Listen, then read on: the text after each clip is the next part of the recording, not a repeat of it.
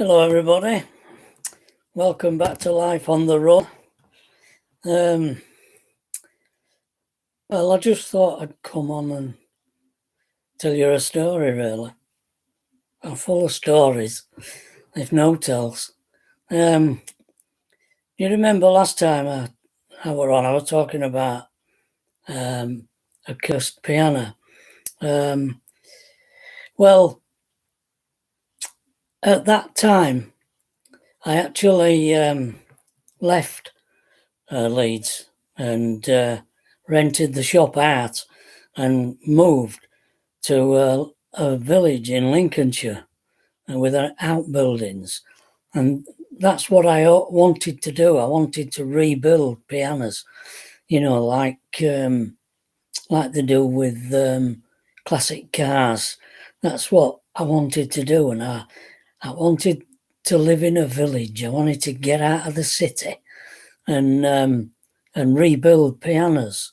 So we went, bought this house in Lincolnshire, and Pat went packing eggs in an hen farm up the road, and I went delivering coal, working for a local coalman, humping coal about, and had a load of leaflets printed and distributed them. But what happened was, the Frenchman who bought pianos from Melvin, who I was involved with in the piano shop in Leeds, wanted a tuner to go out to France. And Melvin asked me if I fancied going. Well, yeah, I'd not better. I hadn't got established down in Lincolnshire, so I said I would. And the idea was to go to France for 10 days a month and work in his shop in Caen, not Cannes. Not my luck to get down in Cannes, no. It was Caen, further north. And they had a shop right in the middle of Caen on a busy crossroads. And I worked in his shop, tuning. But I soon found out that his pianos, although they'd had a lot of work done on them at his warehouse by blokes, they'd never been set up. And I stayed in the shop and regulated them. That's what the term is, regulating pianos. I regulated them and then tuned them. But eventually started taking me out to people's houses and dropping me off. And I was tuning pianos in people's houses, and likewise the same thing happened.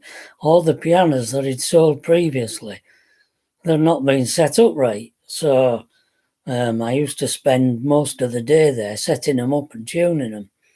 And I didn't speak French. The only French I learned was je ne parle pas français, monsieur, je suis anglais. That were all only French I learned. But anyway, the funny tale is, you won't believe this, but how many piano tuners can say they tuned a piano on the Champs-Elysee in Paris? Well, I can. Because he took us, we both went to tune this piano for someone he'd sold a piano to, and he wanted it fettling up. He wanted it regulating properly and doing, and he dropped me off at this Muse mansion on the Champs-Elysee. I believe this guy who owned this place was a bigwig in a bank in Paris. What it called? The Dreyfus Bank? I don't know. Maybe you might know, you lot out there. But anyway, he buggered off doing business and left me in this Muse mansion to sort out this piano, which I did, and I got it done by about 3 o'clock. And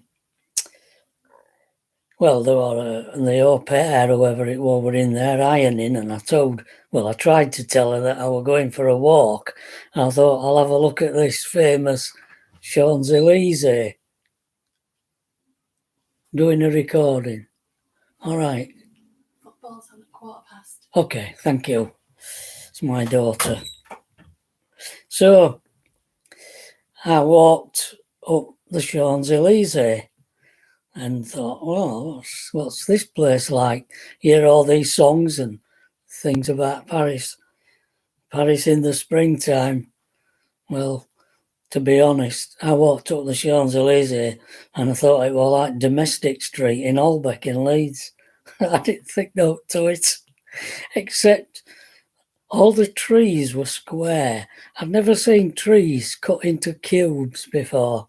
I went to Paris and I noticed all their trees were cut into square cubes. It's a funny thing to do. Anyway, I got up to Arc de Triomphe and looked at all these crazy French drivers driving and papping at one another around the Champs-Elysee. And I walked back. He still went back once Jean-Francois, he still went back. And the au pair left. And I was in this house on my own. And it got to 7 o'clock at night. And it was getting dark outside.